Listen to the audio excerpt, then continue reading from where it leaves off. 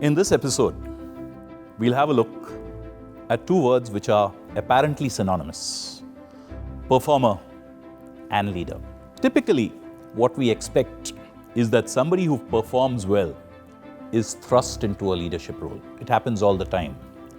If you see in an organization, if there are 10 salespeople in a department, one of them being a super salesperson, getting 200% of his targets every time, and the other 9 being nice, average, homely salespeople, just about meeting their targets. And there's a vacancy for a sales manager. In most cases, without thought, that excellent super salesperson is elevated into the leadership role and he becomes a sales manager. It happens, but is it right? Or does it create all sorts of problems, not only for that individual, also for the other people that he now leads, and for the organization as a whole?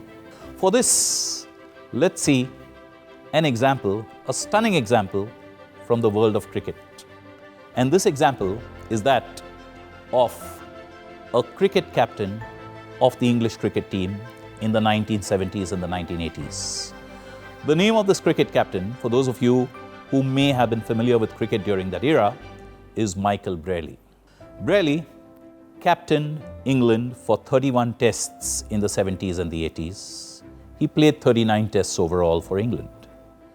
Now, what was his role in the team? Today you expect a captain to be a super batsman or a super bowler or even a wicketkeeper along with a batsman or an all-rounder. And that's the person who you see as the captain.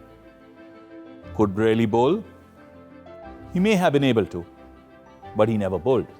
He was not a great bowler, nor were his services required. There were sufficient number of pace bowlers that he had. Bob Willis, Ian Botham, Chris Old, a great trio. Did Brearley wicket keep? He didn't need to. At that time, Brearley had the services of Alan Knott, who is still regarded as one of the best wicket keepers ever in the world today.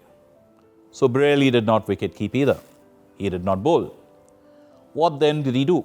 He must have been a batsman. He must have been a super batsman. Of course he batted, but he was not great. He was not even average.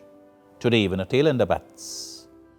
In 66 tests that Brearley played for England, his average was a measly 22, something that even a tail-ender can boast of today.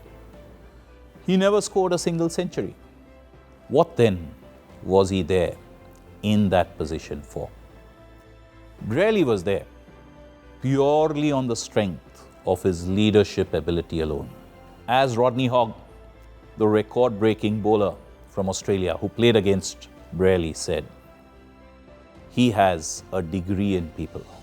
And Ian Botham, who played under Brearley, who flourished so well under Brearley, said, Brearley has a $1 billion cricketing brain. That's what he was there for, purely on the strength of his leadership. He is an MA in psychology and he's a professor of psychology at the university on time. It's all about the mind and how he brings out the magic in people.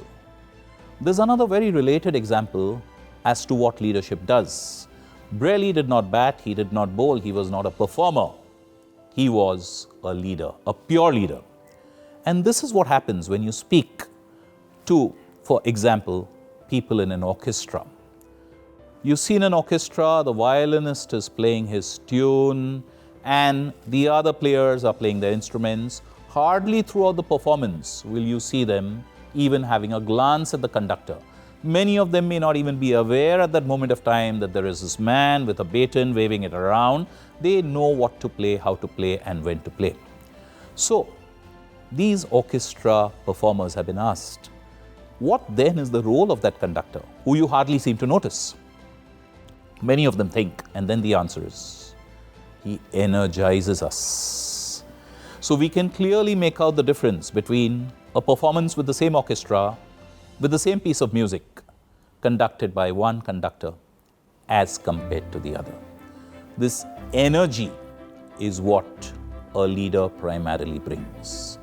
Many times, a leader does not really develop the strategy for the organization. It's already existing when he comes in. He does not put in his own value systems. The founder has already put them in place. It is the energy that he brings. A simple example of this would be Alan Mulally, who headed Boeing when they were developing the 777, the Dreamliner. Alan Mulally was a qualified aeronautical engineer and a master's degree holder as well. But he did not bring his technical expertise into the role. After the project was done and the plane was ready, he himself said, my job was to communicate motivation and the vision at all times. And that is what resulted in that Dreamliner. So very often we see leaders not really being performers, and they don't need to be, because their role is very separate from that of a performer. And therefore, as I always say, a great performer need not be an effective leader, and a great leader need not be a great performer.